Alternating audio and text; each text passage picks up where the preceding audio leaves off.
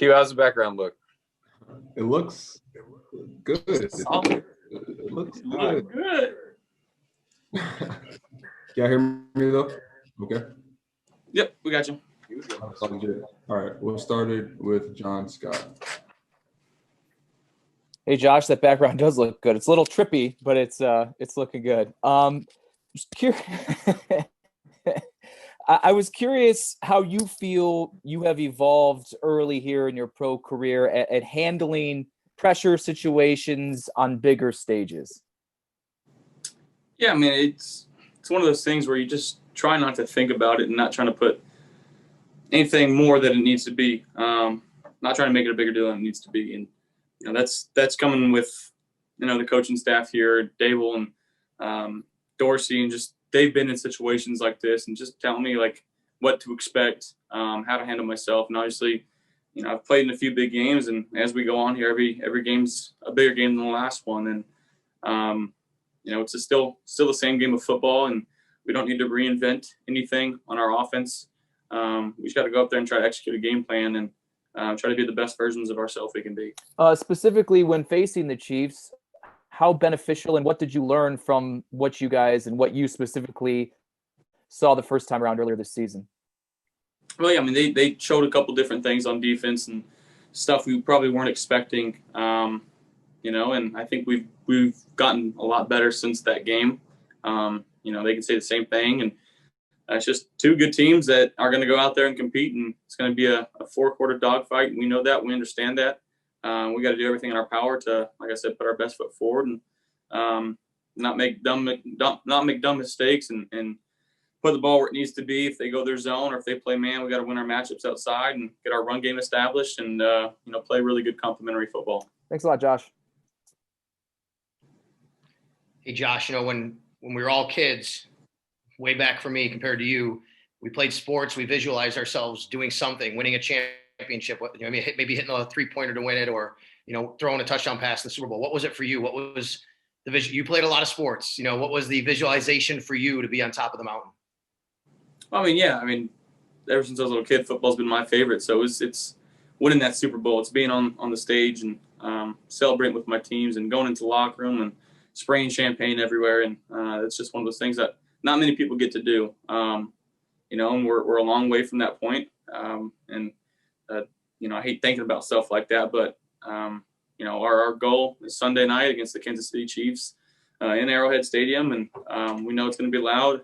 Like I said, we know it's going to be a dogfight. It's a really good team we're playing, and you know, we got to go and you know, try to get a W. A lot of people talk about the experience that, you know, this Chiefs team has going to where they've been the last 3 years. Andy Reid, of course. You guys got a lot of experience on your coaching staff, maybe not as much as players, you know, on the coaching staff. How much is that a comfort for you guys to know that you got a lot of guys, your coaches, they've been there a lot. I mean, 8 times for Brian, of course, on your side of the ball. Sean's, you know, Coach McDermott's been there 6 times, Leslie Frazier 4. How comfortable is that for you?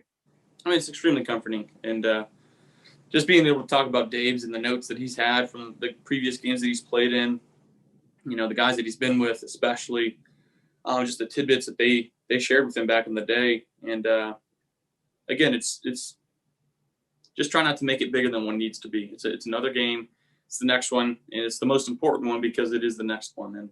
And we can't think about anything past that. We got to focus on, like I said, Sunday night, 6:00. Thanks, Josh. Hey, Josh, a lot of people say that at this point, when you make it to the AFC or the NFC Championship game, it's the locker rooms that are the closest, that have the best bet making it there, of course, with talent on the side. But how much truth do you think there is to that, and why do you think there's truth to that? And I believe that's an extremely, you know, powerful message. And the reason being, you know, you trust the guys. You want to play for them, and you don't want to let them down. And that's what we got in this locker room, a lot of love for each other. Guys that go out there and bust their tails each and every day, guys that continue to hold each other accountable, you know, and that's set from the top. But that's Kim and Terry and the precedent that they've set from the front office to the head coach, you know, down through everybody in this organization. So we're all pulling for one thing. You know, we're beating with one heartbeat right now, and it's a a good feeling. We all, like I said, trust each other, and we're out in that field. We got each other's backs. Do you think there's a little bit more ease to this week because you trust each other and because you have each other's back to a certain degree, feeling a little bit more loose or relaxed in the moment? Yeah, I mean, we're not going to change who we are. Like I said, it's obviously the biggest game, like I said, because it's the next one. But we understand that we don't have to be anyone different than who we are. And if we can go out there and execute and play the game the right way and trust each other and play complementary football, all the other results are going to be pretty good. But it goes a lot into it. They get paid on that side of the ball too. And like I said, they're a really good team. They're defending champs. They understand how this game goes. They've been in it, the last couple of years. They got one of the best, if not the best, quarterback in the league, and one of the best young players to ever play the game. So, like I said, on the offensive side of the ball, it's holding on to the football and making sure that we're not making any mistakes and executing when we need to execute. Thanks, Josh. Hey, Josh, Matt Bove here. I know this is something that happens every single week with it being a quarterback-driven league. Last week it's Lamar versus Josh. This week it's Josh versus probably Patrick. And I know it's just one game at a time, but does that motivate you at all a little bit more, knowing the company of the quarterbacks that's still left standing? Not really. And I'm just trying to be the best version of myself. I'm not trying to compare to the other, three guys who arguably, it's some of the best guys to ever play the game that are left. And it's good company to be in for sure. But again, I'm just focused on what I can do for the Buffalo Bills and how I can help this offense move the ball and put us in good situations. Josh, a couple weeks ago, you told us that you ended up where you're supposed to be, being obviously Buffalo. And I was just wondering if you could elaborate on that a little bit.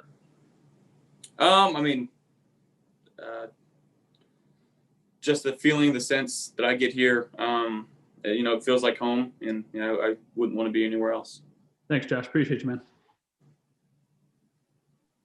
Hey, Josh, I'm doing a story on Deion Dawkins this week. And, every time you see the guy talk, he's so full of energy and obviously so well liked in the locker room. What makes him so special, not only as a player, but as a guy in the room that, it just seems like everybody kind of gravitates towards? Yeah, he's a vibrant guy. His personality kind of just speaks for himself. He doesn't change who he is. He's a big old kid, and we all love him for it. And, he just does the right things, and he's one of the leaders in the locker room. He's got the captain on his chest for a reason. One of my, closest buddies here. And I love that guy. And, he's a fantastic athlete and a fantastic player. And that's, one of the many reasons why we love him. And unselfishness for this team, that's not a new story. But, you go back to last game and how many times you guys were throwing the ball. And for offensive linemen, sometimes that could be frustrating because they want to get out and run block. What does it say about this group that they're so willing to do whatever the team needs?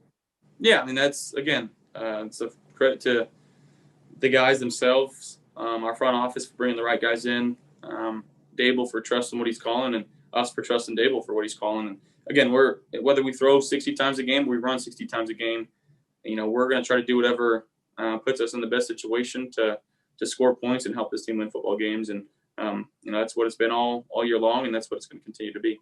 Thanks, Josh. Hey, Josh, Dan Fates in Rochester. I like the playoff beard, man. Thank you. I know you don't face the Chiefs offense. I know you don't go up against Patrick Mahomes, but what type of pressure does that offense put on your guys' offense, knowing that they can score points in such a hurry? Well, the pressure is to win the game, you got to score more than them.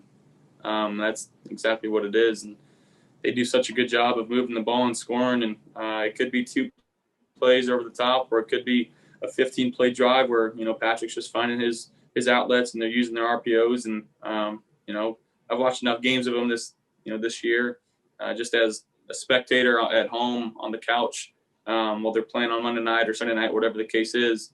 And they play really good football. It's a team that seems like they really care about each other too. And like I said, they've been in this situation before. So, their sights are the same as ours, and one team's going to win, one team's going to go home. So, we got to do everything in our power to make sure that we're the team surviving. I believe Arrowhead's going to have about 17,000 fans, something you guys haven't had to deal with this season. It's not new having to deal with crowd noise. You guys did it last year. Houston was very loud, but how different is it when you haven't felt that atmosphere of a road game in over a year? Yeah, it's definitely going to be an adjust when we get there kind of thing. We're preparing for it, but until you're in that moment, you're not really sure what to expect. And I've never played in Arrowhead, but everybody tells me the fans are right on top of it, and it's going to get extremely loud with 17,000 people. They're extremely energetic fan base. And again, when they get things rolling, it gets super loud in there. So, we're practicing for it, but until we get in the game, we won't know. Thanks a lot, Josh. Thank you, Dan. Hi, Josh. It's Jay with the Buffalo News. How has going up against Tre'Davious White every day in practice sharpened your skills? I mean, Trey is obviously one of the, if not the best corner in the game. Just his smarts, how he's able to flip his hips. He's obviously not the biggest guy, but the way that he can jam our guys at the line and get out and still run with them, he's impressive to watch. Just to see his eyes, and he's an extremely smart player. He knows when to fall off in his zones. He knows when to jump on things. So it's just kind of made me very wary of, guys that are playing at a high level and what to throw and what not to throw on them. He's one of those guys where you really don't want to throw anything at him. So, he's just one of those guys that, again, he wants this team to be the best it can be, and he practices extremely hard. And we all know he got paid this offseason, but, his work ethic hasn't changed, and that's been great. He's one of the, like I said, one of the best guys in the locker room, and he goes out there and he just competes and performs every week. What was the reaction like when you guys watch film of that game and you see him out there serving as Terran's lead blocker and, getting the block on Lamar that really makes sure he gets into the end zone? I mean, what an effort play for a guy that, he didn't make the interception, but he's down there making sure his teammate gets in. You guys must have loved that, right? On his birthday too, which was even better. And, no, I mean, it takes 11 guys out in the field. And like I said, what we preach here, what Coach McDermott preaches is 1/11th and, finding work and doing your job. And, that one play just kind of epitomizes of how this team really feels about each other. And you might not be the one scoring or getting in the end zone, but dang it, if I can help my brother get in the end zone, I'm going to do it. Appreciate your time, Josh. Yep. Josh, Tom Canavan with the AP. How are you? I'm good. How are you doing? Good. I've talked to a lot of defensive coordinators in my career, and they'll say I can take out any receiver I want.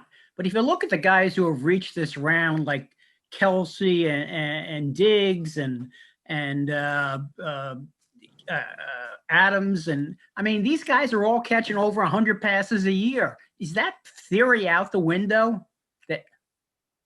Yeah, I mean, I think we've got a guy, and there's a few other guys in the league that it doesn't really matter what you do. If you roll a safety over the top, if you try to double team them, creates work for other guys. But it's hard. And you go post high, and a guy that can consistently win, that's a huge weapon for an offense. But not only do we have staff, we've got John Brown and Cole Beasley and a couple other guys that are just athletic freaks and can do different things that not many people can in this league. And I trust our guys to go out there and do their job, and they've constantly been performing. And the thing is, if you take a safety and double Steph and you're leaving another guy one-on-one or leaving the other side of the field pretty empty. So it helps when you got a bunch of guys that can go out there and make plays consistently. Thank you. Hey, Josh, it's Michael Katz from the Laramie Boomerang. How are you? I'm good. How are you doing? I'm doing well, obviously, Laramie is pretty excited about everything with your successes right now. Everybody here is intimately familiar with your story and kind of where you've come from. And I know that Wyoming is still really special to you. And so I kind of have a two-part question. One, what does Laramie and the University of Wyoming football program mean to you personally? And two, have you had a moment where you thought to yourself, a couple years ago, I was playing Northern Illinois in Air Force, and now I'm one game away from the Super Bowl? Yeah, well, Laramie means so much to me. Just the fact that coaching staff was the one and only team to offer me a scholarship and allow me to continue playing football. The things that I learned there obviously have carried on. And if I don't use a Coach Bull quote every day of my life, I don't know what I'm doing. These constant tidbits that he would say, just some of the things that stick in my head. And I still talk to to vegan and bowl every once in a while. So they're guys that are just forever. I'm forever indebted to them. And Laramie is a special place, really is. And everybody asked me how my time was at Wyoming. I can't say how much enough that I loved it, because it is that small town feel. It is that college town. That was just, it was just fun to be a part of. And, I do miss it for sure.